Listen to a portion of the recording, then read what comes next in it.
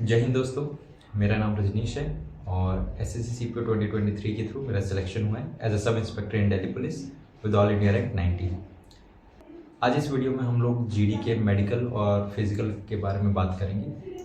इस बार बहुत ही बड़ा चेंज आया है। पहले जीडी का फिजिकल अलग होता था और मेडिकल और डॉक्यूमेंट वेरिफिकेशन उसके 1-1.5 महीने बाद होता था, लेकिन इस बार दोनों को कंबाइंड कर दिया गया जिससे बहुत ज़्यादा टाइम बचेगा। इस बार जो एडमिट कार्ड आया है वो आपका दोनों स्टेज का है, मतलब कि आपका पहले फिजिकल होगा, फिर उसी के बाद आपका डॉक्यूमेंट वेरिफिकेशन और मेडिकल भी स्टार्ट हो जाएगा। अब इस वीडियो में मैं आपको ये बताऊंगा कि जीडी का फिजिकल और मेडिकल कैसा चल रहा है, डॉक्यूमेंट वेरिफिकेशन में कौन से डॉक्यूमेंट्स लेकर जाने हैं, आपको कितने दिन की तैयारी करके वहाँ पर जाना चाहिए, क्योंकि अब जैसे 2 स्टेजों को इन्होंने एक साथ कंबाइन कर दिया है तो वहाँ पर टाइम भी लग रहा है बच्चों को। अब मैं आपको ये बता देता हूँ कि जीडी का फिजिकल, मेडिकल और डॉक्यूमेंट वेरिफिकेशन का प्रोसेस कैसे चल रहा है हर सेंटर पे। सबसे पहले जो रिपोर्टिंग डे है वो आपका फर्स्ट डे काउंट होगा, जिस दिन आपका फिजिकल सुबह सुबह हो जाएगा। जैसे ही आप रिपोर्ट करेंगे वो आपका फर्स्ट डे काउंट होगा। गेट में एंट्री होने के बाद सबसे पहले आपको एक जगह पे बैठाया जाएगा जहाँ पे आपका अटेंडेंस लिया जाएगा, बायोमेट्रिक किया जाएगा। उसके कुछ देर बाद ही उसी सीक्वेंस में हाइट मेजर होता है। मोस्टली सेंटर पे एक जैसे बॉक्स टाइप बना रखा है, वो 170 सेंटीमीटर का होता है। उसमें से सारे बच्चों को एक एक बार निकालते हैं ताकि इससे ये पता लग जाए कि 170 के ऊपर वाले कितने बच्चे हैं, कितने बच्चे नहीं हैं, क्योंकि जो 170 के ऊपर नहीं होगा वो वहीं पर रिजेक्ट हो जाएगा। जीडी का क्राइटेरिया आपको पता ही होगा हाइट में कि 170 सेंटीमीटर मिनिमम रिक्वायर्ड है। एंड जो माउंटेन एरिया वाले लोग हैं उनके लिए सिर्फ हाइट रिलैक्सेशन है, लेकिन उन सबको अपना हाइट रिलैक्सेशन का और डोमिसाइल सर्टिफिकेट साथ में लेकर जाना है अगर वो हाइट रिलैक्सेशन ले रहे हैं। उसके बाद जैसे ही सारे बच्चों को एक एक बार उसमें से निकाल देंगे जिससे पता लग जाएगा कि 170 सेंटीमीटर के ऊपर कितने हैं, उन सबको चेस्ट नंबर दिया जाएगा। उसके बाद वहाँ पे छोटे छोटे बैच बन जाते हैं, जैसे 40, 50, 60 बच्चों का, और आपको बस में बैठा के जहाँ पे रनिंग होता है वहाँ पे लेकर जाया जाएगा। वहाँ पे आपका एक एक बैच करके रनिंग स्टार्ट करवा दिया जाएगा। आप सबको मैंने जीडी के पीईटी और पीएसटी के बारे में अलग से एक्सप्लेन कर रखा है, वीडियो मैंने डिस्क्रिप्शन में शेयर कर दिया है। नेक्स्ट जैसे ही सबका रनिंग कंप्लीट हो जाएगा, जैसे जैसे बैच का कंप्लीट होते जाएगा रनिंग, आप सबको वापस बस में बैठा के यूनिट में लाया जाएगा। वहाँ पे फिर 2 पार्ट में अलग हो जाते हैं बच्चे।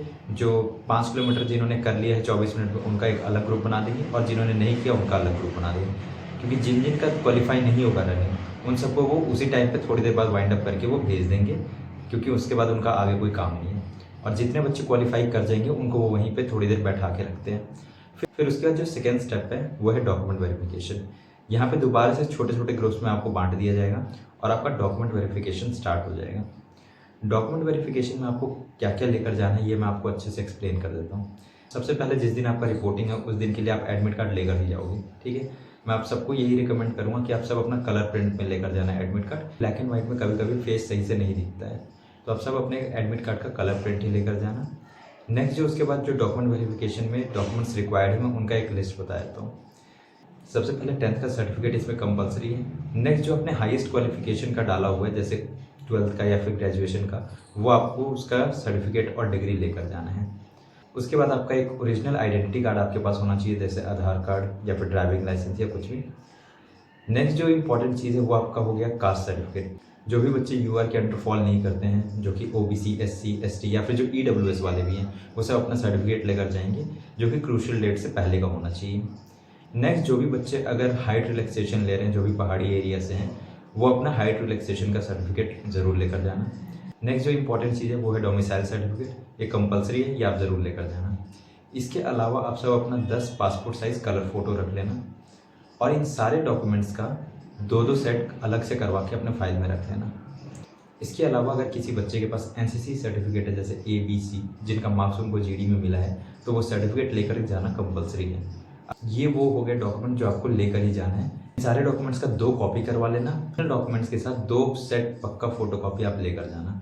इसके वजह से छोटे छोटे ग्रुप में बांट रखा था 10, 12, 15 के, उन सबका डॉक्यूमेंट वेरिफिकेशन स्टार्ट होने लग जाता है। आपसे वहीं पे फॉर्म भी भरवाया जाता है जिसमें आपको कुछ डिटेल मेंशन करना होता है।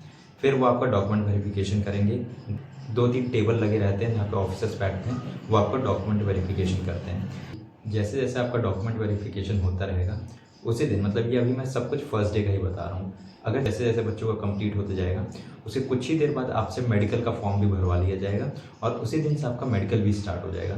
लेकिन फर्स्ट डे पे फिजिकल और डॉक्यूमेंट वेरिफिकेशन के होने की वजह से टाइम बहुत ही ज़्यादा लग जाता है, जिस वजह से सिर्फ वहाँ पे बच्चों का ब्लड टेस्ट, यूरिन टेस्ट और एक्सरे ही हो पा रहा है। अब जैसे ही आपका फर्स्ट डे पे सबसे पहले फिजिकल हो गया, डॉक्यूमेंट वेरिफिकेशन हो गया और मेडिकल में ये 3 चीज़ें हो जाएंगी तो आपका फर्स्ट डे पे वाइंड अप हो जाएगा। नेक्स्ट डे फिर सुबह सुबह आपका ये रिपोर्ट भी आ चुका होता है जो कि ऑलरेडी उनके पास पहुंच जाएगा। फिर वहाँ पे आपका बाकी का मेडिकल कंप्लीट किया जाएगा। जैसे आपका जो ग्रुप बट रखा होगा 10, 12, 15 का, उनका फिर से वही मेडिकल का स्टार्ट हो जाएगा सारा प्रोसीजर सब, और उसी सीक्वेंस में फिर आपका बाकी का मेडिकल भी कंप्लीट किया जाएगा, जहाँ पे मेडिकल ऑफिसर आपका बाकी का मेडिकल कंप्लीट करेगा।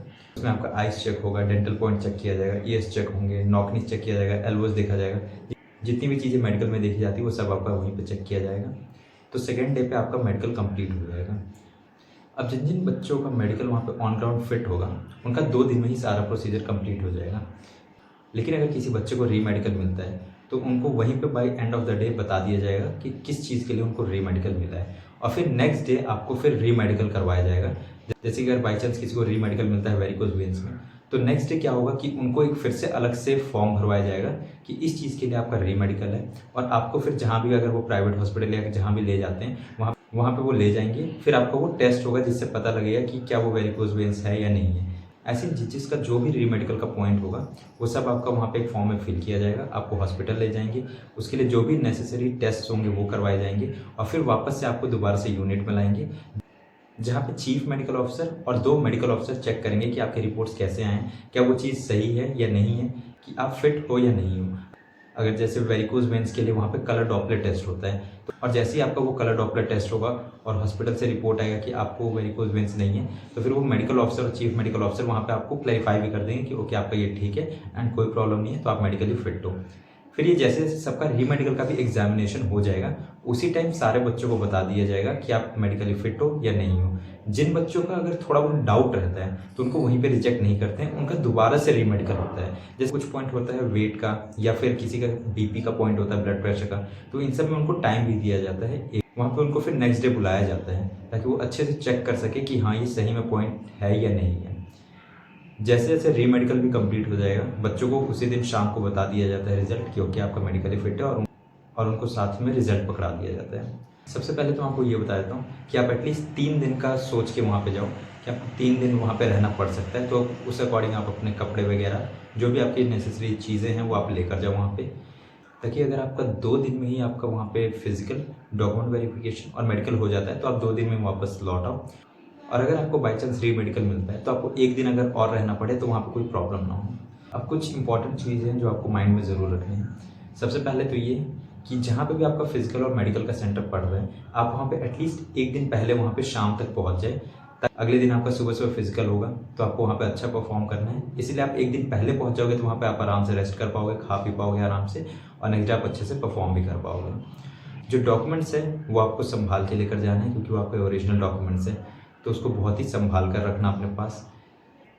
नेक्स्ट जो चीज़ है वो डॉक्यूमेंट्स का 2 फोटोकॉपी सेट ज़रूर लेकर जाना, और साथ में 10 कलर पासपोर्ट साइज़ फ़ोटोज़ भी।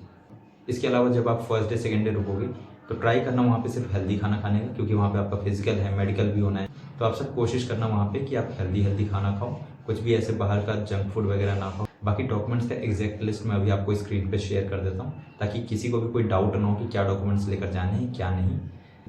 एंड अभी ये बहुत दिन तक अभी जीडी का फिजिकल और मेडिकल चलेगा, तो ऑल द बेस्ट सारे कैंडिडेट्स को। एंड जिन बच्चों को अब जीडी के मेडिकल और फिजिकल से रिलेटेड कोई भी डाउट हो तो आप मुझे टेलीग्राम या इंस्टाग्राम पे मैसेज कर देना। एंड साथ में अगर सीपीओ के भी मेडिकल फिजिकल से रिलेटेड कोई डाउट हो, क्योंकि जीडी के फिजिकल, मेडिकल और डॉक्यूमेंट वेरिफिकेशन के बाद सीपीओ का ही चांस है और सीपीओ का फिजिकल होना है। किसी को भी अगर जीडी के फिजिकल, मेडिकल और डीवी रिलेटेड कोई भी डाउट हो तो आप मुझे टेलीग्राम या इंस्टाग्राम पे मैसेज कर देना। मैंने दोनों का आईडी डिस्क्रिप्शन में मेंशन कर दिया है। इनफैक्ट अगर सीपीओ के फिजिकल और मेडिकल से भी रिलेटेड कोई डाउट हो तो आप या तो कमेंट कर देना या मुझे मैसेज कर लेना डायरेक्ट, क्योंकि अभी जैसे ही जीडी का फिजिकल और मेडिकल डीवी कंप्लीट होगा उसके जस्ट बाद ही आपका सीपीओ का फिजिकल होना है।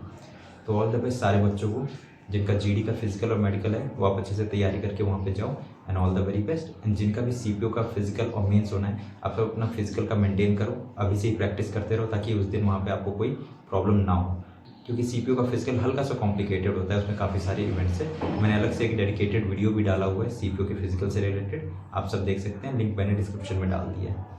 इसके अलावा अगर कोई भी डाउट हो फिजिकल, मेडिकल या पढ़ाई से रिलेटेड, आप कमेंट कर सकते हैं, मैं उसको नेक्स्ट वीडियो में कवर कर दूंगा। जब तक के लिए मिलते हैं नेक्स्ट वीडियो में। थैंक यू, जय हिंद।